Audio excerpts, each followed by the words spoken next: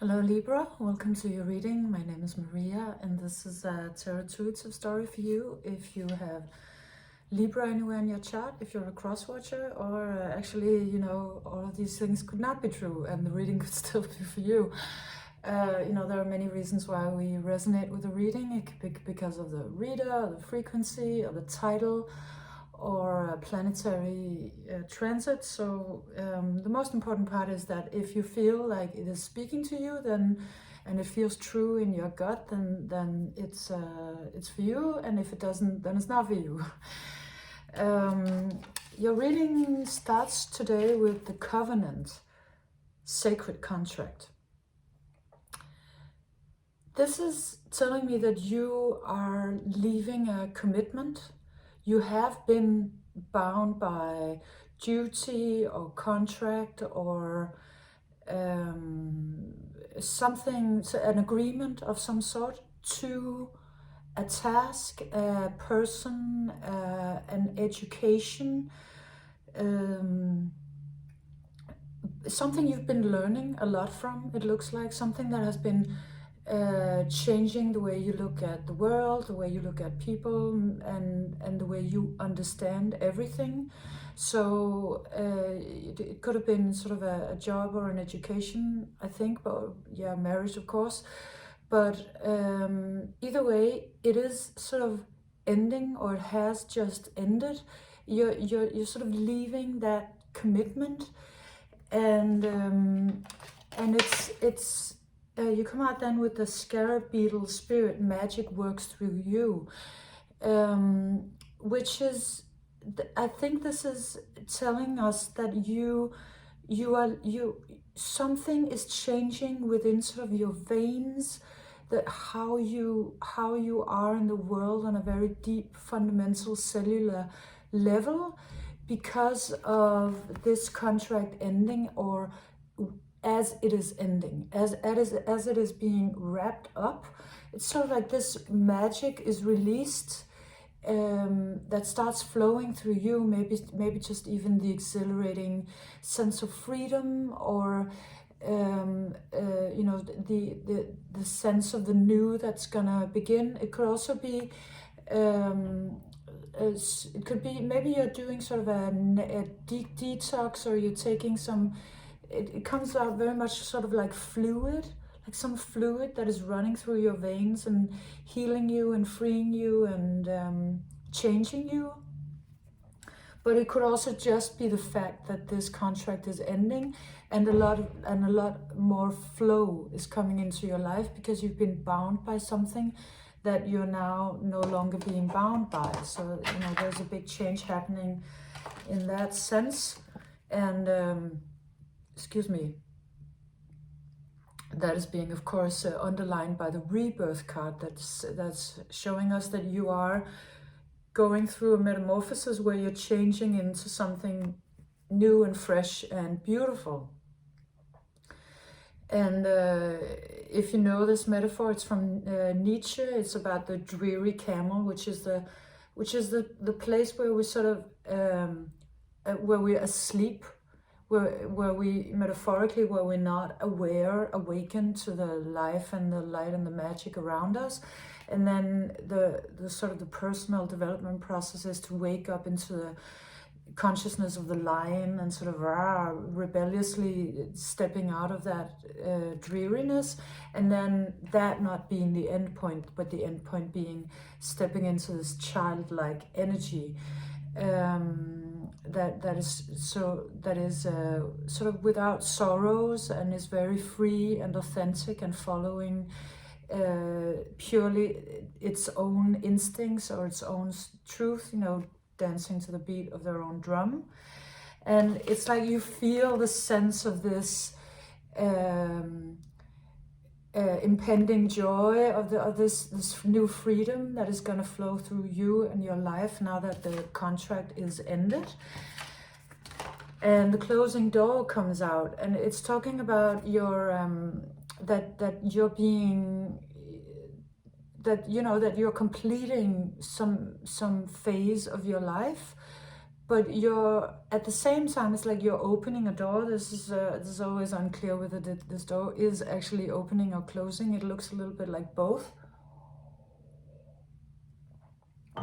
You are completing that contract, but at the same time, or maybe in the same instant, you're opening the door into an area of your life that might have been neglected while you were fulfilling your contract. Because this always looks like a room that is sort of overgrown with weeds and all of it, and it's something that you haven't been giving attention to. It could be even like self-care or some area of your life that hasn't had your attention for a while because you've been working on this, fulfilling your contract. So now it's time to sort of open the doors and the windows and get some fresh air in, and to maybe shine a light on the parts of your life that haven't gotten a lot of attention from you, and that actually at this point need to be weeded out or decluttered, or needs sort of fresh air and new energy. And you're in a state of wanting to move, because you come out with the habit, which is sort of like, yes, I'm free of the contract, or I did the education, I did the thing, so I'm ready to go. And it's coming out also with this it's a lucky time, so there's potentially a lot of freedom and movement in this card. But it does come out with the nothingness card. This saying that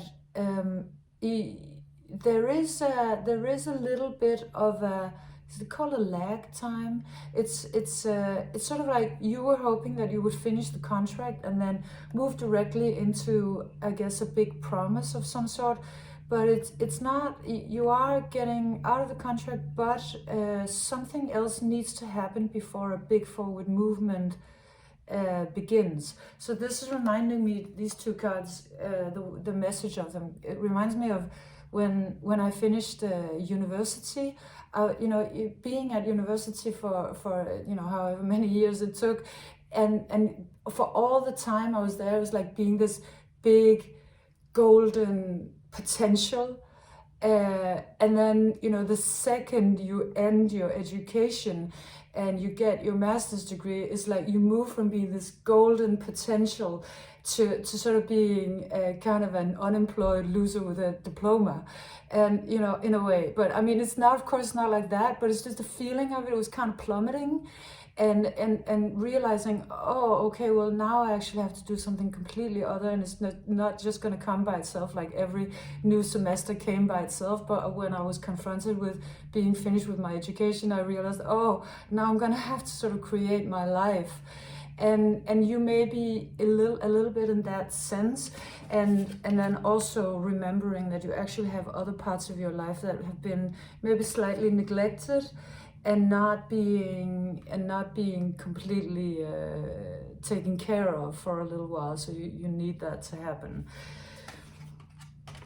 And then the Watcher's transpersonal card comes out. This is talking about, I think, either yourself, your identity, or even, I mean, something that you think you know about the world or know from your education that you just finished, or that marriage that you just finished. It's sort of like that established one truth, sort of a transpersonal truth, like maybe an objective truth. Maybe you did go to university and that taught you, okay, the world is like this, looks like this,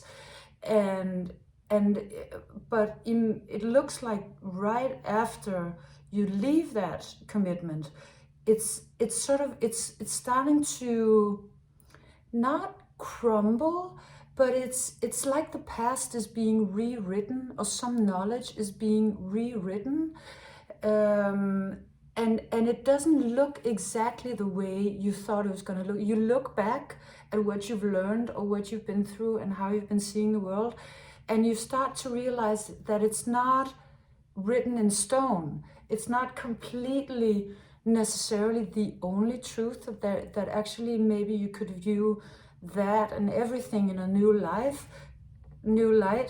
And one of the things that this comes out with is that if you've ever seen Back to the Future, there's this photograph of Marty where him and his siblings are starting to be erased because the past is being changed, and then the future changes.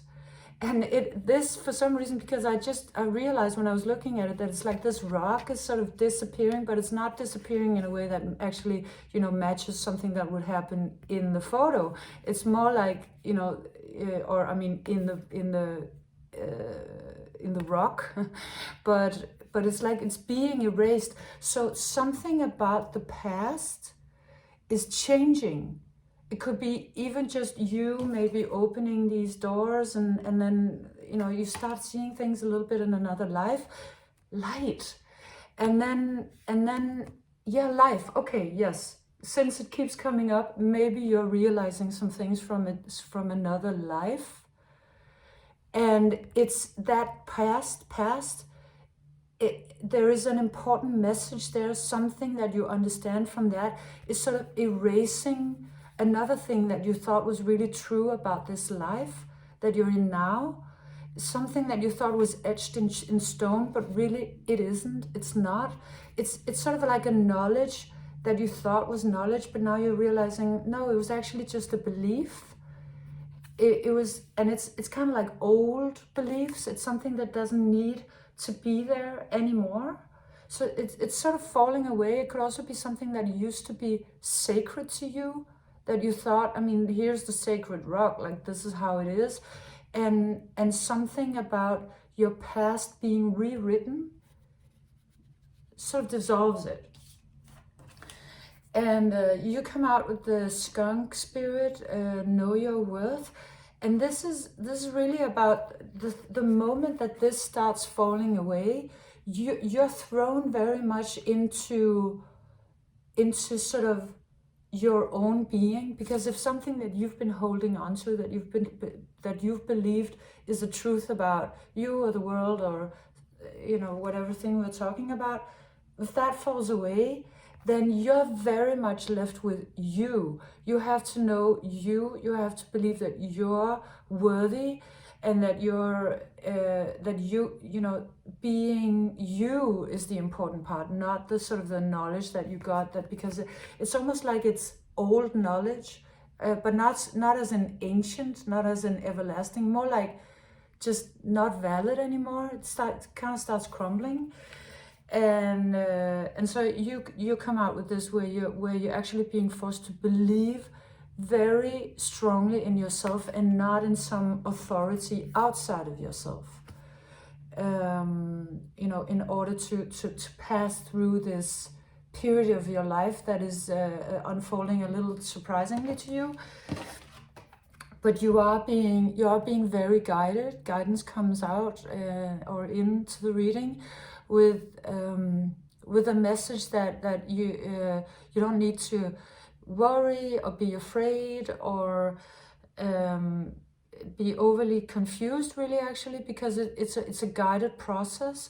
It's gonna go somewhere that is there is sort of a direction to it, even though you might feel a little bit like you're in the void. There is movement and direction and purpose. So the wailing tree comes out, and it's almost like these two are in a relationship, let's say. They're in a, if we're talking about somebody else and you, then yes, that could be one way to understand it. Them, I think, and you. But this could also be sort of, because this has this transpersonal message to it, and this one has this sort of creature, being with some old pain that is trapped within this very organic setting. So it's almost like this is transpersonal, but this is deeply personal. Something deeply personal is showing up on the scene. Something maybe from another life or from earlier in your life, or from a depth of your being, or something that you haven't looked at, but now that you have the time and you start opening a couple of doors and uncluttering your life, then maybe something that was embedded deep within you is showing up, and it's showing up as something deeply personal. And it's almost like this one is replacing this. Maybe you were in you've been in a sort of a space where things were very objective, like there was a lot of objective truths, and this is how it is, and that's how it goes. But then this comes out, and this is more about like wisdom, which is much more personal, which is something that doesn't stem from somebody told somebody that then told somebody who then wrote it in a book, who then wrote it in another book, and then you read it. This is more like from, you know, a knowingness that comes from deep within your bones, or from the earth, or even from a transmutation of pain, or something very personal. And it's almost like this, I mean, it is a tree, wailing tree, but it's also like the earth is rising, you know, maybe messages from your body. And it's also talking about reconciliation. So, you know, in some way you're finding home to something that you may have been sort of, well, you've been closing the door on it for a while, but now the door is opening and it's coming back. And then a new movement actually starts happening, because you were in sort of this little bit of a void there for a hot minute, and then this one, the skunk spirit, came out talking about you having to sort of maybe deal with some self-worth issues, or really, you know, be forced into taking a little bit more leadership, because something that you really believed in has been crumbling or disappearing. But then you do actually get the forward movement. The forward movement comes when you start integrating something very deeply personal into your journey, or into this part of your life that we're talking about. And then you actually get much more freedom and movement and lightness. The antelope spirit just having this lightness and grace to it. And then the tower comes out, excuse me, showing me that now actually an old part of your belief system is actually completely crumbling. And it is doing so the moment you start moving with lightness. Then it's like the last part of this, I think this tower falls away. So it just falls away. It could even be just residue from that contract that you were in, like some beliefs that were going with that. So it's like you got out of the contract at the beginning of this reading, but you were still carrying maybe a lot of it with you, like just whatever it left in you. And this whole process is really about you freeing. It is about you being freed from it. So this really comes out as a liberation of everything you don't need. You know, sort of those meditations where you just let go of everything that is not yours, that's just, it's, you know, that just weighs on you, that's unnecessary, letting go of all attachments and all of that, and then getting to move forward. And then a new energy comes in, like a brand new energy. This one, I always have to take a couple of double takes on this card, because it always looks to me like a robot at first. It isn't, but or a space helmet, but it just really carries that energy of something very future oriented and very sacred and exciting and different. So this looks like somebody else who either comes in or was sort of waiting in the wings, with a completely different outlook than what you've been used to until now, because you had this sort of old knowledge, or these old beliefs. This is sort of future technology. This is quite another paradigm. It's just so much more intergalactic and colorful and surprising is really something else. And so I think this is another energy, another person who comes in, or who's sort of waiting for you, for that tower to fall, so that they could show you, oh, by the way, come this way, see what's here, see what's in this cave or in this dimension or on this frequency. That is actually a freedom of even like of a bigger sort of dimension that you could even have dreamed of. You got out of that contract, and I think you were kind of continuing sort of on a road that had to do with that, but then that sort of breaks down, because you're really meant to have more freedom than that. You're meant to change frequency or paradigm in a bigger way, and this one comes in to say, yes, now, you know, put on your space helmet and let's go to Jupiter. And then the stag spirit comes out to end your reading, talking about personal leadership, that you're now really truly stepping into being your own person, having your own life, doing things your own way, and having real freedom of thought, of movement, of, you know, everything, you know, that we're talking about here in your life as such, knowledge, all of it, that you're not following some old paradigm anymore.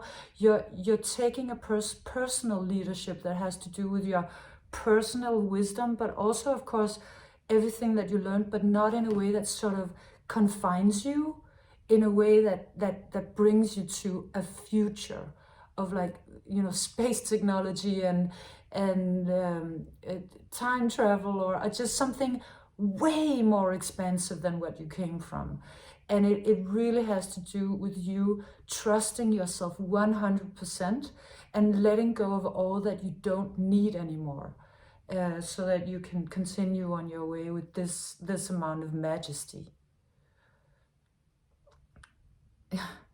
So this was your reading, Libra. I hope you enjoyed it, and if you did, leave me a like, subscribe, subscription, comment, and thank you for being here. I hope to see you next time. Bye.